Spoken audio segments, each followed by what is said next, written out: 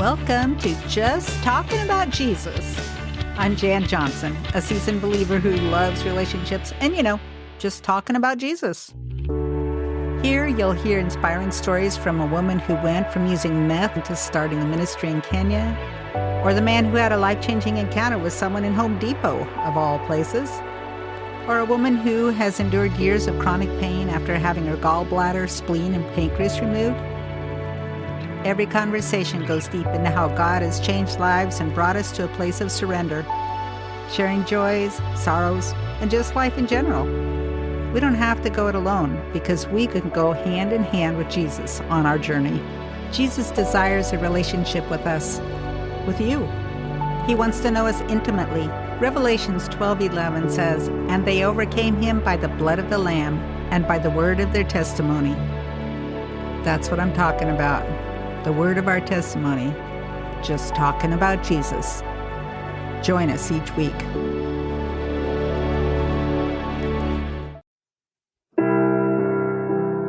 And I remember when I went the very first time, I walked through those prison gates and they closed behind me.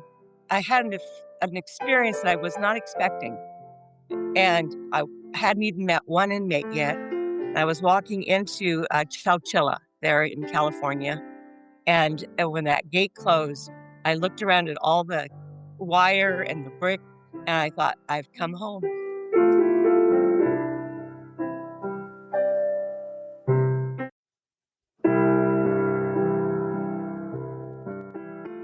Hey, welcome everyone to episode 73 of Just Talking About Jesus. Last week, we heard from Michael Klassen about how God is so faithful in all circumstances. Did you miss it? Take time to go back to it after this episode, of course. Have you ever wondered if God can redeem someone behind bars? What happens when a stolen identity becomes the doorway to forgiveness and lifelong ministry? Can writing a simple letter change an inmate's life forever? Join Shirley and Carl Yates as they share their incredible story of God's relentless love and redemption, even in the dark places. Shirley opens about her journey of walking away from God and only to return and discover his healing from shame and brokenness. Carl shares how God turned his life around as a young man and called him into ministry. Together they reveal how God used their experiences, including Shirley's story of betrayal through stolen identity, to building a lifelong calling of prison ministry. If you've ever wondered whether God can truly reach someone behind bars or how you can be part of his work, this story will inspire and challenge you.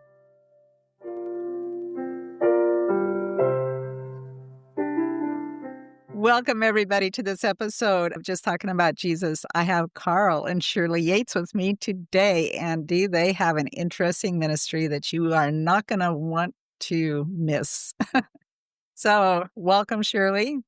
Thank you. Thank you for having us. Carl. Yeah. Starting with you, could you share about your testimony? You've been a Christian all your life, or you had some kind of moment, or what happened? Well, I grew up in a Christian home. Can't say it was not that it's dysfunction, but one of the things that my family did do is they went to church every time the church doors were open. And it was that grounding that in later years when I was in college age and I chose to literally not listen to what the Lord was trying to tell me, and I walked away from him. That it was there though that I knew I could run back. At one point in my life, I was able to run back to the Lord and say, "Forgive me and redeem me." And see how he restored me and how he healed me from shame and how he just, and seeing his hand in my life, even then, he had his hand on my life. He saw me then, he loved me then, and he cared for me then, and he wooed me back to him. And when I made that choice that I'd rather have Jesus than anything. And I remember the Sunday I got up to sing that very song in my home church. I'd come back after running away from the Lord and doing my own thing. And I got up and made that statement. And in that song is that I'd rather have Jesus than anything. riches or fame or anything else. It's Jesus that really matters. And that's been our the mantra and the core of what we do, even with those that are incarcerated. Mhm. Mhm. They doesn't matter what they've done or where they've been, God still loves them. God still sees them. And God has a plan and a purpose for their life, even if that plan and purpose is behind bars for the remainder of their life. Mhm. Yeah. But don't you think that if you had not fallen away from him for a while, that it's not quite as it's almost a better relationship when you come back? I don't know. You know? I don't advise to do that. Right. But if that is the case, yeah, yeah, it's But if not it the end. yeah, yeah, and I think you realize that more, and I think your eyes for empathy are different, for Yeah, other people, and their understanding when you've had that sure, a relationship that for yeah, sure. yeah, and even still, you just keep learning and loving and coming closer and closer, right? Yeah, I think those things that happen in your life, whether that in the family situation that I was in and all that transpired there, gave me a greater empathy for a lot of different kinds of people. And you see them going through those same issues, and you say that, but God is still bigger than all of that. He's still bigger than all of those things. Yeah, And he has the answer and the not only the antidote, but he has the answer and the remedy for those things. yeah, Yeah. yeah, yeah, and you can say that from your own experiences, Yeah. Yeah, Yes. yeah, yeah. What about you, Carl? Well, very similar in a lot of ways.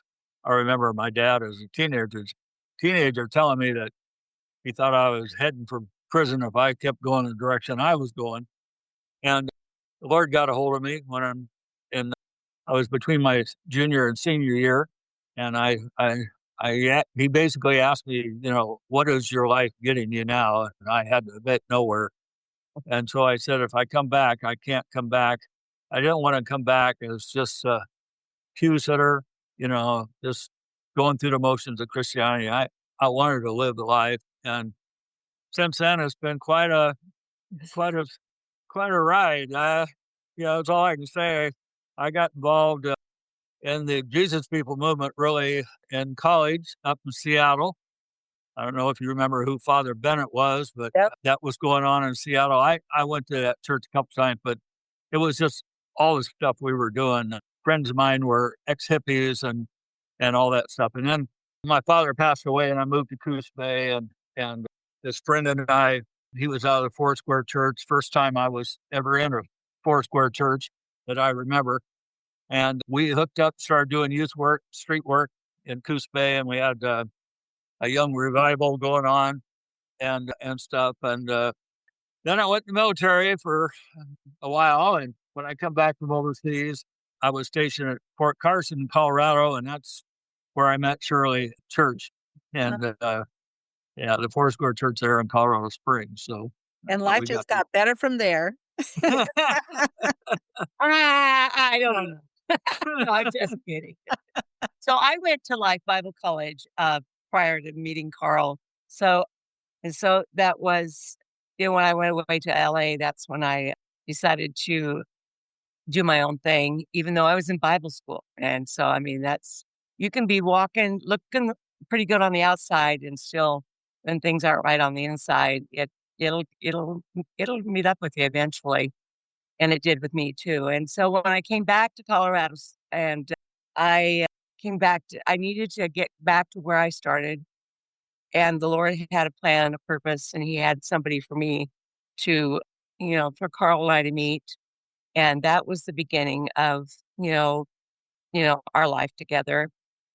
Yeah, and we've always we started out doing youth work at the church in Colorado Springs, and that was a part of our life for quite a while and stuff. And then we were in Olympia. I was still a soldier at Fort Lewis, and the church there we were part of kind of didn't grow for 4 years. It actually went backwards, but then it took off, and the Lord really blessed. And we got to be a part of a pretty exciting church that is now, I don't know, 1,500 or 2,000 or whatever number they are now. But we got to see all that happen and stuff. So, we, the Lord has blessed us with being a part of some really Amazing neat, churches. amazing churches and neat things that have happened. And Boulder, Colorado. We were in Boulder. Like you said, we were in Olympia, Lacey, Washington, and Lord blessed us everywhere we went,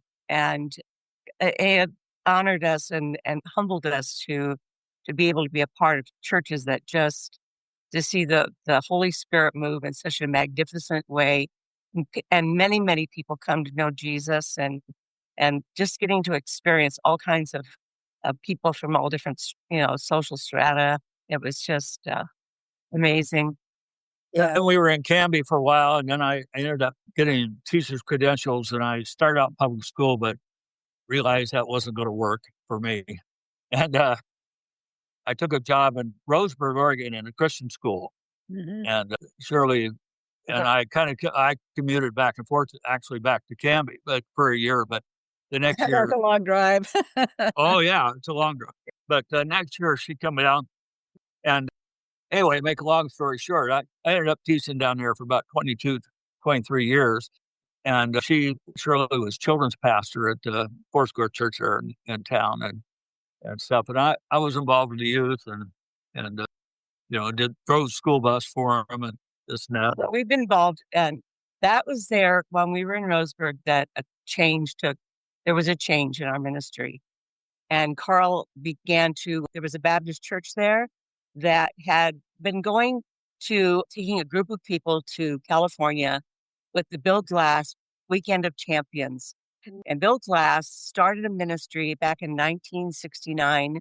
He was a defensive back for the Cleveland Browns. And it was because of his notoriety on the football field that he was invited to come and share his testimony to a group of prisoners in prison.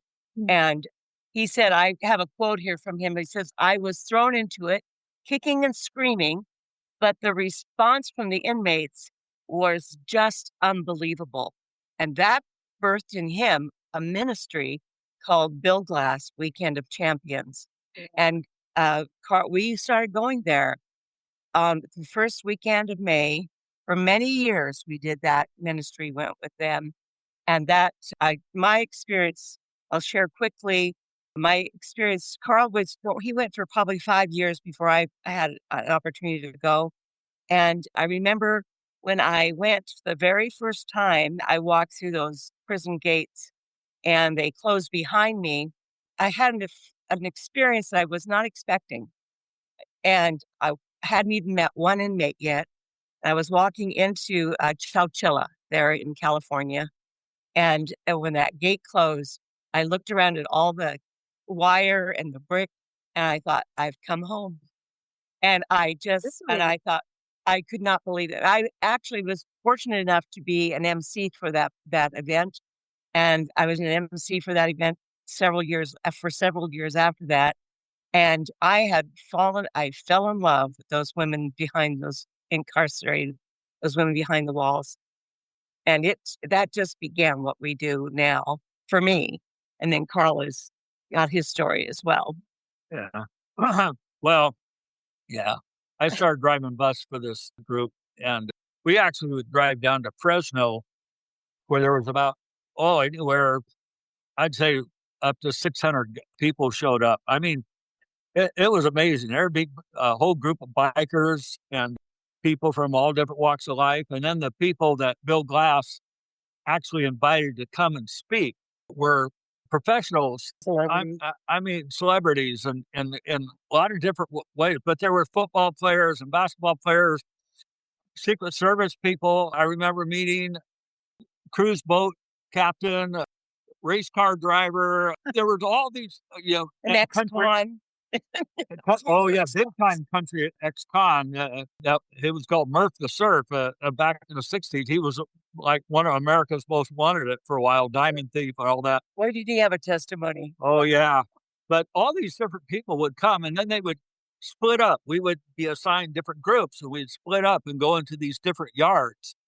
And they would put on a show. I remember one of the Wallengas would show up, and he had his practice tightrope and stuff. But they put on a show, and then they would give their testimony, and then they would turn it over to us to share with the prisoners. And, you're just right there in the block with them. You can't put on a face or a show, because if you do, they can read right through it. They know you're a phony right from the beginning if you're a phony. And I realized that, very soon into this, I wasn't any different than they are. I had same faults, same sins in my heart, that I've dealt with, and, a lot of the same struggles. And so it's very interesting. Bill Glass, boy, he had a wonderful way of speaking when he spoke, and he talked about men who are estranged. Either they didn't have a father, or they're estranged from their father in some ways. And that's so many of those men in prisons. That's the story there. And he talked about, what, we need to do, and stuff. So anyway, I learned a lot. And met a lot of interesting people, both behind the bars and those that came in to share. I think one of the really wonderful parts that really helped Carla and I, too, in this ministry is that part of the mission statement for Bill Glass was to equip the church in igniting their understanding, and also give them experience and teaching on how to share their faith with other people, especially total strangers. And that was one of the key things that happened. You had the night before you went into prison, they had a night where they trained you up. And I was a leader for a long time. All the time we went, I happened to be in a position of leadership. But I learned so much. And that you went in prepared. And you had a track that you shared with them. And to see how the Holy Spirit you'd be standing there with 30 women around you. And yes, just you and 30 women, and with all kinds of things in their past, and see the Lord just move, and it's just as amazing. It was just so amazing. And from that, the ministry that we do now, unfortunately, we're not able to go back in to the facility. We just physically can't do that as we could years ago. And so, but the Lord opened up an opportunity through Bill Glass for us to be able to write the prisoners. So when they fill out their format, their paperwork there at the event, they put down whether or not they wanted to get letters. And so from that information, I began writing women in prison. And I started that, and we started maybe 30 women, or, a few women. Right now I have 130 women I write. And I write just one letter and send it out to them, and I send them teachings and that, but I send them everyday story, everything. Just share with them what we do every day. That's And what I was going to ask, is like, what kind of things did you write? Yeah. So go ahead. Do you want to share something? And then I'm going to share some letters. True. It varies. We also send them Christian literature. I love to send the guys the book Bruchko, which is you can get it on YWAM or Amazon or Christian book distributors. And it's a story about a young man who's a missionary on his own to South America with the Montalona Indians. It's a very fascinating story. But I sent him others as well, encouraging stories that that they really be inspired by, as well as Bibles and Christian literature when we need to and stuff. And some of the guys, I have a few guys that were really encouraging for me. They really spoke the word and spoke it powerfully. Oh yeah, and definitely. And other guys that are in struggle, and then you get answers, and then so you get a variety, and we I usually ask them if they want. We don't send them money, but we send them Bibles if they choose. If they ask for a Bible, for the ladies, I send them a Bible, or I send them a journal and a journal, and that's because they want to encourage them in their Bible reading. But I want to read just a few letters. These are just excerpts, real quick excerpts from letters that I received just really recently. Back in August, I had someone write this to me. It says, "Thank you for your most welcome correspondence. I am uplifted each time I open up your mail or your cards. Your kindness keeps us human, whole inside, hopeful, looking forward towards tomorrow, and humble, and also feeling loved and worthy of all your prayers. I am thankful, and God bless you both. I Wow. am thankful that you have made me feel like I have not been forgotten. Mm. Hello there, youngster. I was very happy to receive your letter and beautiful greeting card. That card made me feel so special. Thank you so much, Mrs. Shirley, for always thinking of us that are incarcerated.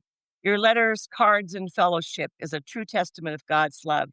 Mm. Inside the letter, your cards requested that we write to you, and so I wanted to let you know I want to continue to get your letters. Your cards and letters always seem to reach me at the perfect time." And Mm. then the last one here is, "They bring me a sense of family and a godly wisdom. Hearing of how you and Brother Carl make a way to do the work of our Lord Jesus has put on your hearts gives me strength. Thank you both for your love and care and persistent faith that you share. You continually share what matters. Jesus in big letters and underlined an exclamation mark. I truly adore you both." So around Christmas time, but Mhm. well before Christmas, the people that write us, we send them a list so they can put up in their bulletin board, and they get permission, of course, to do that. And all the guys that in their cell block who want a Christmas card can put their name on there Okay. and their number. And so we send them, and we've had some interesting responses. Sometimes it was like months and months later, somebody is looking at one of those cards and decides to write it. And It's so it's so cool because first of all, we have to tell you that the Christmas cards that we sent are we send these prisoners are not just your normal Christmas card. These are cards that are created by David and Helen Hadel.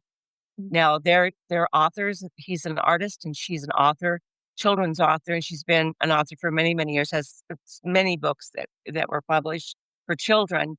But about probably 15, 20 years ago, they had God just birthed in them an idea to send and create a Christmas card full of gospel for those that are incarcerated. Mm. And they're beautiful cards. And they have ample space on the inside for us to write. And what's so interesting is many of the people that we ask, well, what we do here in the community is we ask, does anybody want to fill out a Christmas card for a prisoner? And some people are a little, oh, they don't know if they want to do that. But we give them instructions on how to do that. We give them a name of a person and a number. They send a personal card with their name on it, a personal message to that person. And what's really neat is a lot of those people aren't even Christians that fill out the cards, but Mm. they have to read the cards too, and they're just full of the gospel. Oh, yeah, yeah. Yeah, yeah, it's. I have one dear lady who fights it every year. She goes, "Do we have to use these cards? I'll buy you cards if you want me to buy you cards." And I go, "No, you're gonna have to use our cards." So she willingly does it, and she does beautiful job writing. And I had someone tell me, a lady in our community who is well known and has a high position in our community, not to mention any names, but she said to me the other day, she was talking to a group of people and she saw me there and she says, this lady right here, she does this thing with Christmas cards for prisoners. She says, I look forward every year to filling out those 15 cards for those prisoners. Yeah. And I don't know where she is with the Lord, but I do know that I appreciate that. So we have sent over 1,000 cards every Christmas. And so we pay for with the postage. The Lord blesses us and we have we have people that give to our ministry. people that help. Yeah. And the people in the community, we've had Christmas signing parties where people come and Christmas card signing parties, and they come and fill the cards out. And out of those cards, then we get cards back from the prisoners that say, will you write me? And so that's where all this, I mean, it keeps flowing and going. And then for me, for a while, Carl and I were doing the youth authority up here. We were going up there to Warrenton to the youth authority until they moved that to Portland. But just recently, probably in the last few months, I have been able to go into the women's jail. And so I do a Bible study with another lady here in this community. And we do that every Tuesday night. We go on to the women's jail, and it is so wonderful. Again, like I said, I get excited to go in every week. I get so excited to go in, and just I don't know who's going to be there. I mean, when you see when you're doing that, and really you get as much out of it because you're in the right spot. You know you're doing what God wants you to do, and He just totally blesses you with everything. And you see what God's doing and speaking in their lives. We've had, we all right. So exciting is that and this next week we're going to do it again, where people that happen to be in there, but they have a background. And when we sing songs, we sing Amazing Grace and How Great Thou Art and Waymaker and those songs that we sing, they know them because they've been a part of a church somewhere or they've grown up in church. And then some of them are really, they know their scriptures and they know the Bible. So we'll say, well, do you want to lead the Bible study next week? And yeah, so like this next week, we've got one of the gals that's going to be leading the Bible study. And it is just crazy. We walk out every week with a smile on our face, just knowing that God is so good and He's on the move. And I just love the fact when people get their lives restored and redeemed.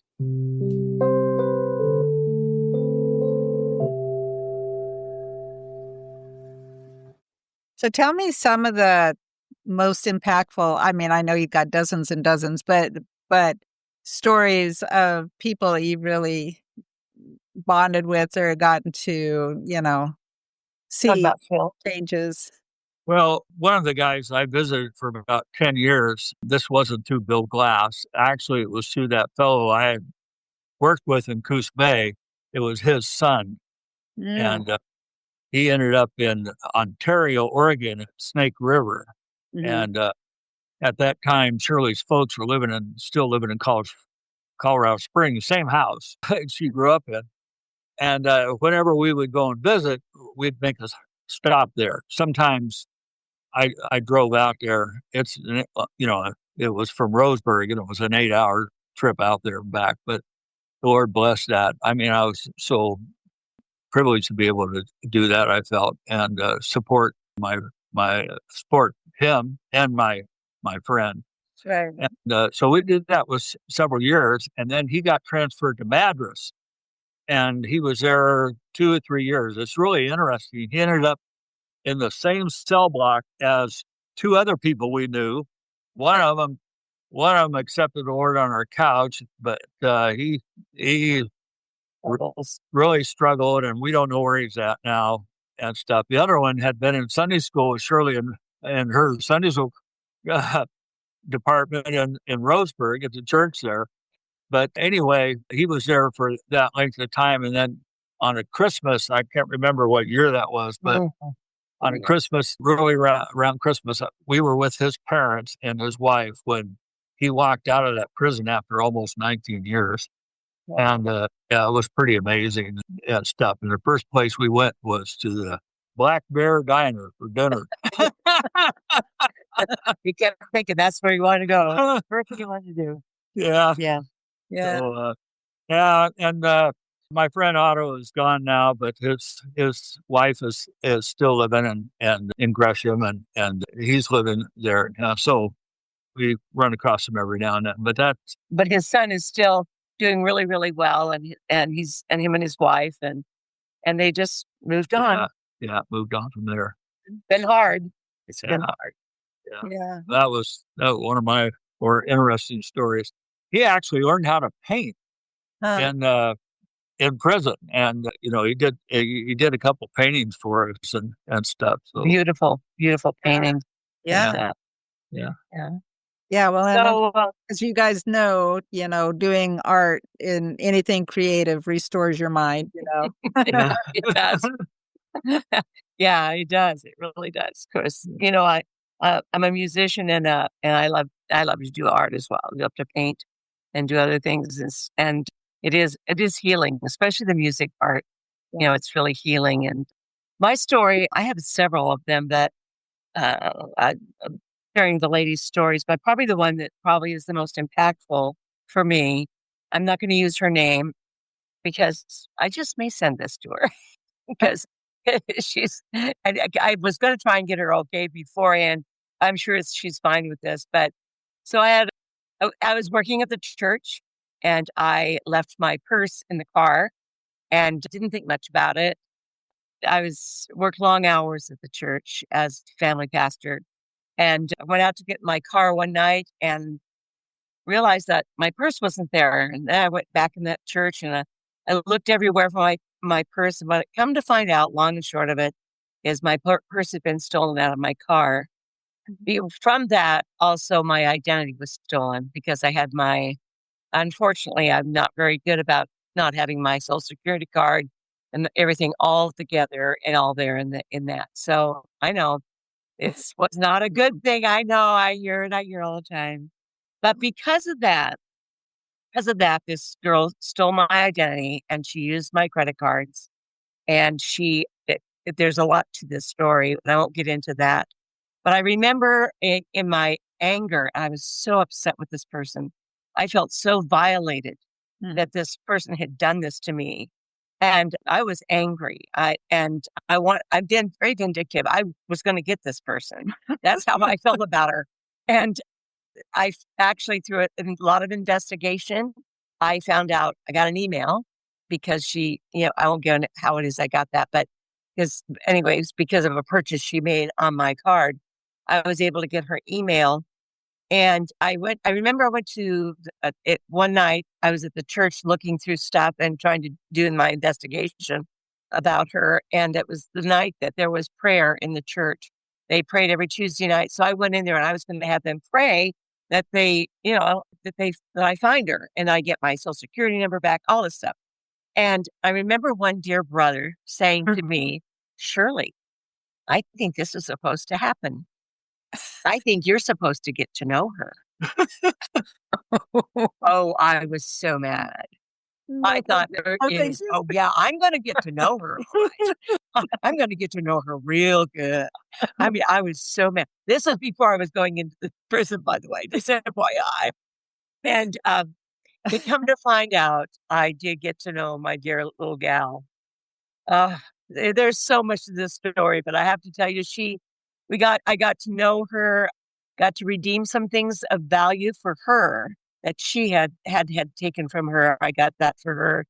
And unfortunately, she went to prison at some point, and I supported her in whatever in that. And then came home. She got out of prison, and we had her live with us for a while. And she stole my identity again.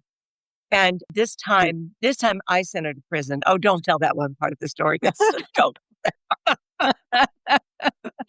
At one point, she was not real happy with us. But she also had a baby at this point, too. And the baby went to be with her mother. With her mother. And this little gal went back to prison. Well, so she was in prison twice. Yeah. In Oregon. She managed to get out, and then she was on probation. She absconded and went to California. And we know that it was just going to be a matter of time before she got picked up again. And so what's really crazy about this whole thing, and like I said, we didn't go into all the details, but Shirley was on her way because I was physically, anyway, at that point, incapable of being in those hot yards all day like they did. I'd get sick and stuff. So anyway, I went that time. I'm sorry. Yeah, my memory. Anyway, so I told Shirley, I said, she's going to get picked up. Well, we were on our way to Fresno, and Shirley got a phone call from her mother and said that she had been picked up. And we're not supposed to meet up with people we know. in prison. They don't like that and stuff. So Even if they're out, rolling around. we're, we're we're kind of cautious about that. We want to follow the rules and all that. And we don't want to, they'd cut us off if they found out we were purposely doing that. So they didn't. But as it turns out, Shirley normally went into this one yard and they didn't let her go in that yard. And she was upset about that. So we have A yard and B yard. And B yard is the one that I had at this point now, she'd been in California now for almost 3 years. This wasn't just something that happened briefly. Did go.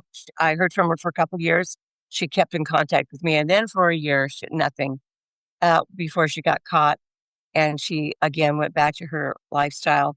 But I was really anxious to see my ladies that are in B yard because we've been writing for a long time. But the prison told me that I couldn't do that because I've been writing these ladies, and they felt I had too much familiarity with them. Oh. And so they said, because of that, I had to go to A yard. A yard is the yard that they have for people that are first coming into prison. And so when you have to do that, and so obviously there wouldn't be anybody there that I know because they were just now going into prison. So when her mother was calling me, I'm on my way in to visit with the authorities, with the warden. We have a meeting at the beginning. And I get this phone call from her mom that says, yeah, she's going, yeah, they got her. And they're sending her to some prison there in California for women in some place called Chowchilla. And I said, really? And I'm thinking, and I couldn't believe it. I said, she's going to get a yard. I'm going to get to see her. I hadn't seen her in over 3 years. And so let me just say, what happened was I didn't tell anybody anything because, again, we didn't want anybody to know that I knew somebody there. So I'm setting up in the yard, and it was before the gals came out. We had like 300, 400 women come out to the yard to hear the program. So I'm setting up the speakers and the sound system and everything. And off in the distance, I hear this voice, Shirley. And I didn't want anybody to know that I knew that person that was calling my name. And so kind of like that. Yeah, I was like, I'm going, yeah, whatever. And I kind of brushed her off and I'm going. And so, and I see her. And so she has to go with everybody else into the inner cell and before they can come back out together as a group. And so I'm waiting for the group to come out, and they never come out. They never come out. And they've called everybody to come out. And all of a sudden, here comes all of her cell block. And they're coming out. And they're supposed to follow the pathway over to where the meeting area is at. But instead, she cuts across by herself, cuts across the lawn to me. And she's about 10 feet away. And she falls on her knees and she begins to wail. And she says, I am so sorry. I am so sorry. You know, the Lord showed mercy to her. They were able to take her back to Oregon. It gave her time served. And it didn't take very long before that little gal was able to be released and her life changed. And she sat there though that weekend when we were there for 2 days. And that whole time she sat on the front row the whole time, just bawling her eyes out and just crying. You know, she's a great little gal. She really is. I was sitting at the men's yard with Bill Glass. I was sitting in a chair alongside of him, and I told him the story. And of course, he knows the rules and knows we're us, supposed to few people. And he goes, "Well, that's Providence now, isn't it?" Yeah. Oh, yeah. And people have said this earlier, and I both, that they heard, and this person needs to write a book. Yeah. What I read is that she has told our story many times to many women in prison when she was in prison, sitting in the cell block. And she's told me we'd sit on the edge of the bed and I tell them our story and we just cry.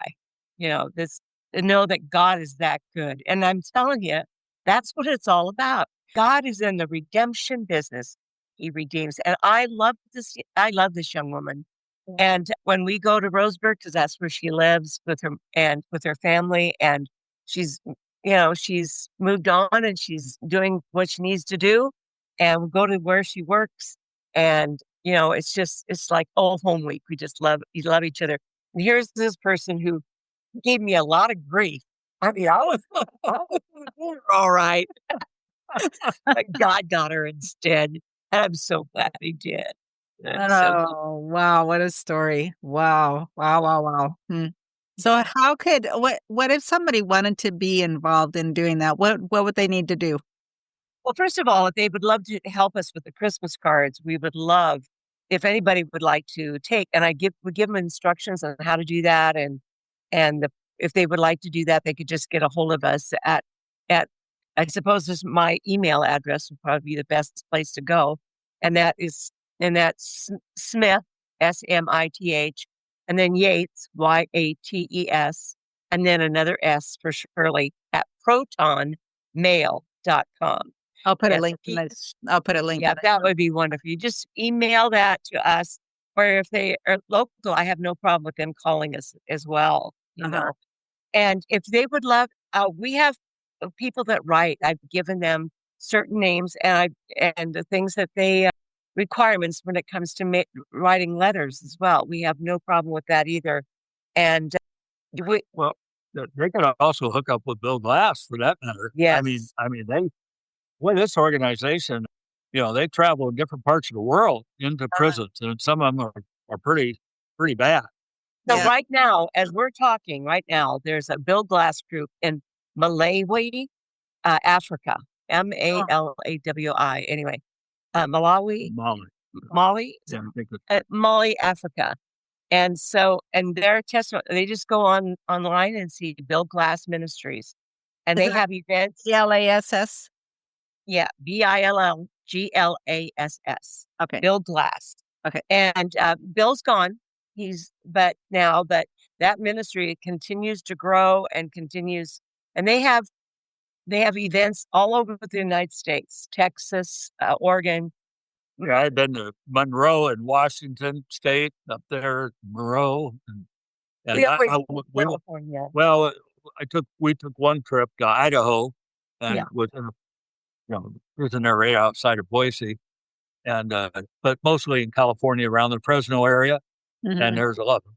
It's amazing how many prisons that are within driving distance of that spot. But They really would like to come to Oregon, like into Portland area and Salem. If we could get a group of people together that said, "Hey, I'd like to be a part of that. I'd like to see what it is we could do to help have that happen." Mhm. Because I've talked several times to the leaders there at Bill Glass, and that would be something we could do because it wouldn't be as far to go and wouldn't be so hard on us physically. I don't think that. Yeah. I hope, and it doesn't as hot here as it is in California. Right. But, Yeah, for sure. yeah, And yeah, but what if people wanted to support, to send money or somehow other support? well, our support is at the Waters Gate is our ministry is what it's called, and we have if they want to just contact us and say if they wanted to do that, we funnel all of our money through the Foursquare Church in Toledo, at Oregon. He's the ones that oversee us and keep our books. keep our books for us. And so it's a nonprofit, and it is tax deductible. And so you get that at the beginning of the year, that's all taken care of. And so everything is well documented. So that's a safe place. Plus we always let you know too what's happening with newsletters and that. Mhm. So they can support you by writing letters. They can support by financially. They could support by providing Bibles. Well, Well, we do the money. It would have to be the money because what money we that do is we have to order the Bibles through the publisher. they have to come to a publisher because To a we certain- can't. yeah. Okay. Yeah. Okay. Can't do it any other way. Yeah. And Okay. so all the monies that comes in, it all goes to the ministry. Mm. It goes to postage. It goes to the books and Bibles that we send to the prisoners. But if anybody would love to just partner, even if they would want one pen pal that they Yeah. would like to write, then we have men write men, women write women. So it would be wonderful. If this is something that somebody thinks, well, I'd really like to do that. I'd like to see what I could do, sending, so the ladies that I know of, I don't know about the guys, but I know the ladies take these cards. I order a lot of beautiful Christian cards through a Christian books publishing company. And they take these and they decorate their cells with that and their Christmas cards. I've had a gal get a hold of me in the past summer, and said, I just moved here into this cell block, and my cellie has your Christmas card up on her wall, and she said, you need to write her. She'll write you back. And so that's so Yeah. what the thing about these Christmas cards, or about anything we do here, with this, they might be the only one. We might be the only one that even contacts them, that even treats them like I never ask ever why they're there. If they choose to tell me, that's fine, but I never ask why they're there. And our relationship starts with the time that I get their first letter, and that's we go from there.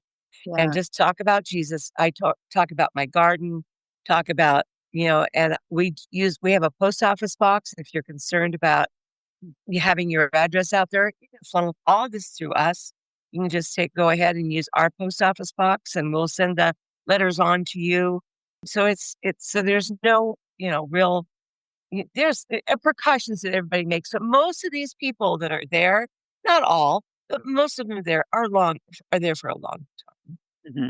Yeah. Yeah. Those that aren't, quite honestly, they get out and they're just so glad to get out. They don't want any, they don't get a hold of you.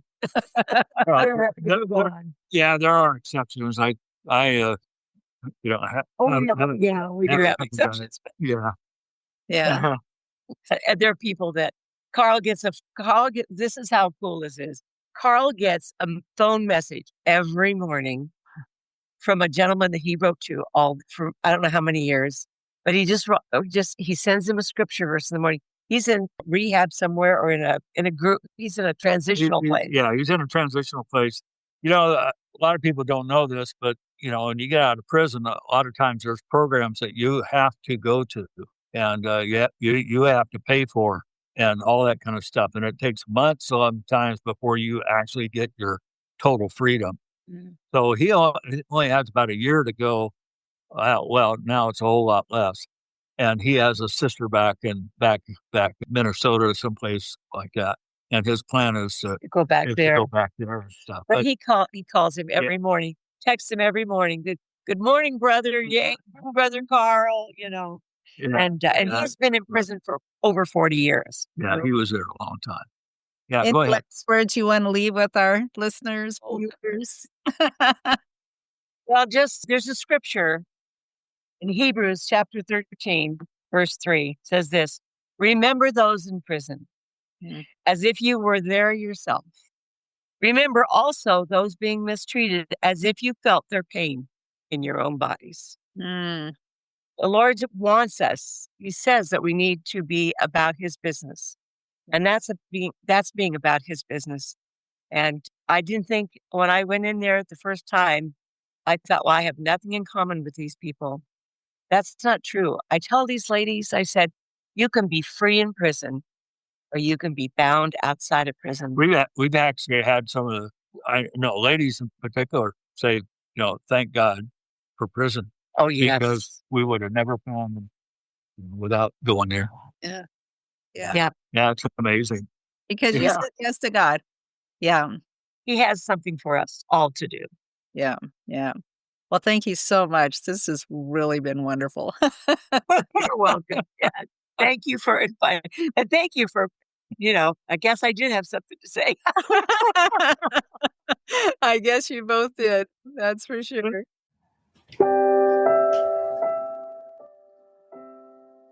Hey, think about being part of this story. You can support Shirley and Carl's prison ministry by writing letters, helping with Christmas cards, or supporting financially. Learn more by contacting them through the link in the show notes. And don't forget to share this episode with a friend who needs to be reminded that Jesus still redeems. Here are a few scriptures that I'll leave you with. Hebrews 13:3, which is the one that Shirley read. Remember those in prison as if you were there yourself. remember also those being mistreated, as if you felt their pain in their own bodies. Isaiah 61:1. The Spirit of the Lord God is upon me, because the Lord has anointed me to bring good news to the poor. He has sent me to bind up the brokenhearted, to proclaim liberty to the captives. Romans 8:38-39. For I am convinced that neither death nor life, nor anything else in all creation, will be able to separate us from the love of God that is in Christ Jesus our Lord. Whew, what a God we serve. Hey, would you mind taking a short minute to share this episode with 2 to 3 others? Click on the 3 dots at the top right of the podcast and click share. It's just that simple. And music for this episode was written and played by Shirley Yates. Thank you again for being here. I so appreciate you. I want you to know that I pray for you guys every week, so I hope he's answering those prayers. We'll see you again next time.